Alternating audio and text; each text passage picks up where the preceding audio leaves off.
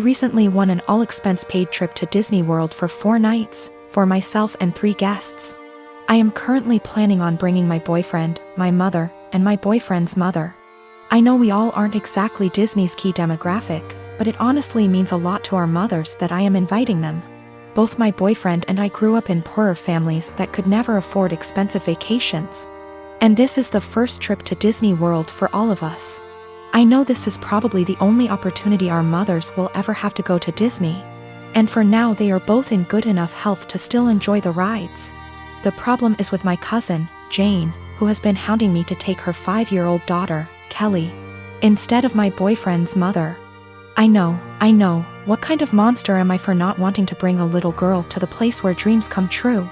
Except Jane's family has already been to Disney World twice, most recently earlier this year in February. My cousin has done very well for herself. She runs a successful photography business, and her husband is an engineer. They are definitely able to afford their own vacations. If Jane wasn't so well off, I probably would consider taking Kelly if I thought I was giving a little kid a once-in-a-lifetime experience. But I'm not. She's already been twice and she's only 5. Our mothers have been 0 times. Jane's only rationale for wanting me to take her daughter seems to be that Disney is meant for kids. It's weird to go with only adults. And it'd be evil to not take a 5-year-old to Disney if you had the chance.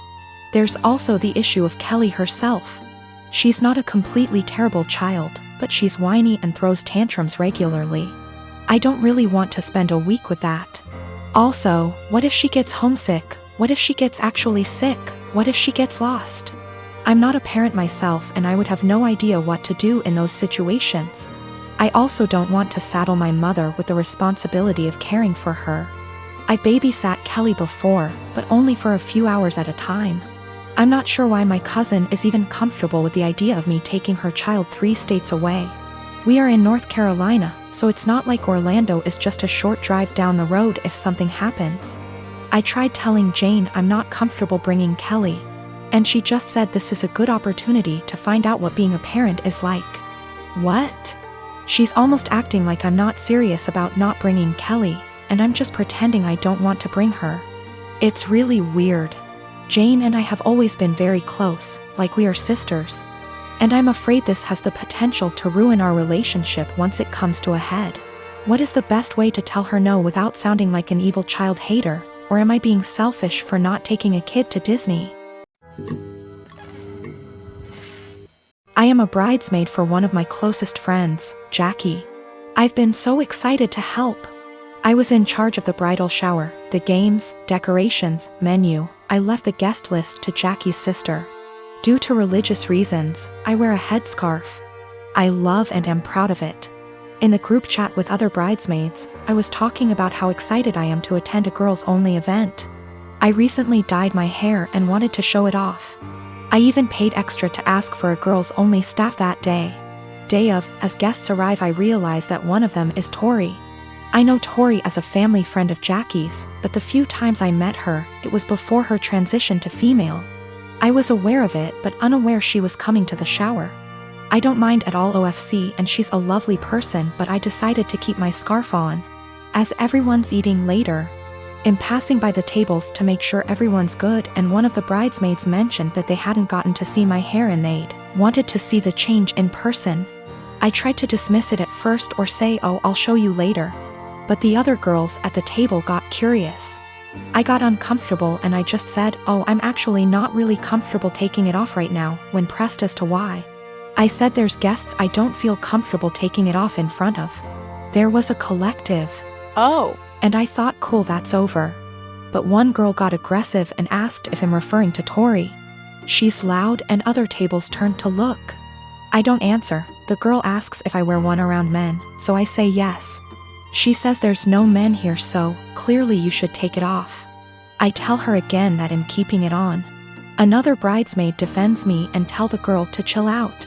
Tori comes over and says me not taking it off is a slap in the face to her identity.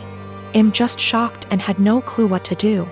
Eventually Tori and a few girls left saying they felt it was disrespectful. I feel awful that this ruined a beautiful day for my friend. It's causing more trouble with people threatening to leave the wedding over discrimination towards me or towards Tori. I don't think I was in the wrong. Just as Tori can be Tori, I can be me. I feel like it would be the equivalent of me making Tori or someone else adjust for me. I feel like we should just accept and respect each other, rather than be woke one-sided. My question is more about being honest as to why I couldn't. Jackie is on my side, but Jackie's sister is giving her hell for it, saying she purposely left out that detail in the guest list to test me. Jackie says I should have brushed it off and said I was having a bad hair day or avoided giving an answer. I didn't ever mention Taurus' name in my answer, and I don't think my answer was rude. But seeing how much stress it's causing him thinking I should have made up a lie? When I said no, Tori and a few others pushed it and Tori gave the ultimatum that I have to take it off as a sign of respect or they would leave. I said no.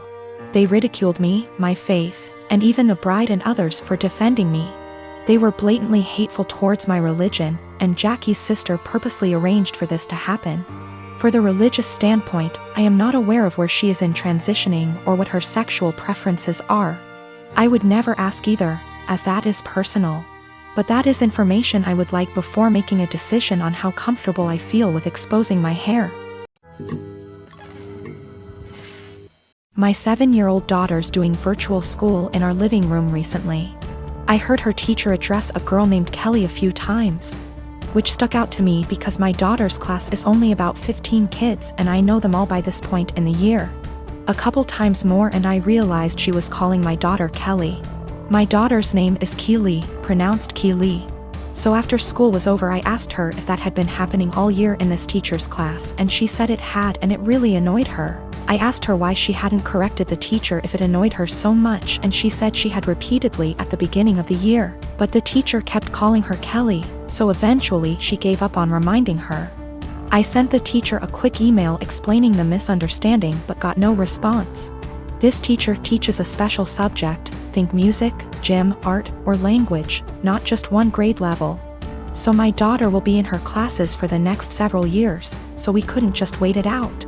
And how moments like these are handled now will set the stage for how my kid deals with similar situations on her own in the working world.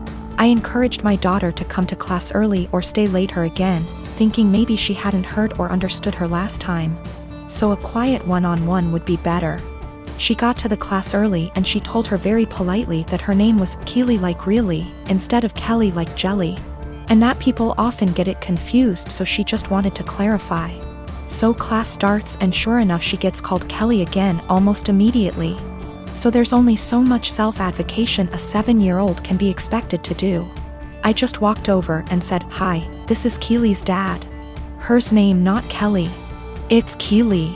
A few hours later I had an email in my inbox inviting my wife and I to a parent-teacher conference with the vice principal. The long and short of the meeting ended up being the school feels that while the teacher probably should have learned her name, that the real problem is she feels I challenged her authority by correcting her in class and that the names were similar enough for it to not have warranted such drastic action. That surprised me. I couldn't believe a meeting was necessary, let alone that it cast blame on us. I can't tell if I'm being that annoying, my kid matters most parent that my grandmother the school teacher always complained about, or if the teacher should just learn her damn name, because that's a basic part of her job. My fiancé, James, and I have been together for 3 years, planning a wedding for October 2016. A few months before we met, James brought a brand new home in a newer subdivision. We recently refinanced it and added my name. Before me, James dated a woman, Britt, for about 7 months. She's never been to this current house. From what he's told me, they broke up when he decided they weren't as compatible. The breakup was rough, to the point where he and neighbors called the police when she wouldn't leave his front yard and was screaming at 10 p.m. at night. This is all from what he and his sister have told me. I don't have a reason to not believe them. I've only had a few run-ins with Britt. These have been at restaurants or just coincidences out in public. We never spoke up until now.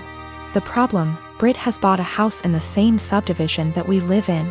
We even share a cul-de-sac. The only reason we found out about this is from a flyer we got welcoming her to the neighborhood. Our subdivision is very community-oriented. James insists he's never told her where he lives and hasn't spoken to her since the night he called the police. We both brushed it off as a coincidence, but lately it's becoming very weird. Here's why. I work for a company that allows me to work from home 3 out of the 5 days. Our home is a ranch and my office window faces the street. I'm not sure what Britt does for a living, but she does not work during the day. From about noon until 3, she spends her time walking up and down our street. When she passes our house, she doesn't take her eyes off of it. It's almost like she can see me in the office. She'll even stop in front of our house and stretch there for about 5 minutes. Every day anyone is at home. It makes me uncomfortable to the point where I have all of our blinds closed during the day.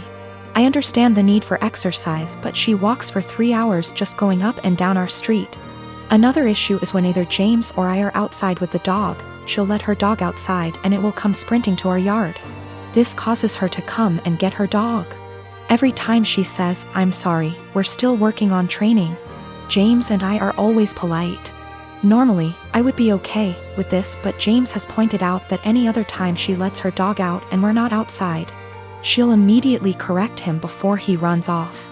She never corrects him when we're outside. We've been getting ding-dong ditched a lot since she's moved in.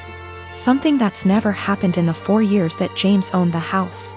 The doorbell will ring around dinner time, between 6 and 8, and by the time anyone gets to the door, no one will be there.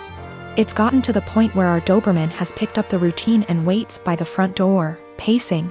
The last issue, which I believe might be illegal, is that our mail seems to go missing for a while and then pop back up. What I mean is, Britt will knock on our door and say that she received our mail and is just returning it. This has never happened with the previous owners in her house. We don't have a new mail carrier either. It seems to happen once a week and she'll always bring it on a Friday night. Based on the date on the envelopes, we can tell she's been holding it all week. This has pushed James over the edge because she had our water bill, which resulted in us being 2 days late on the payment. James is neurotic when it comes to paying bills.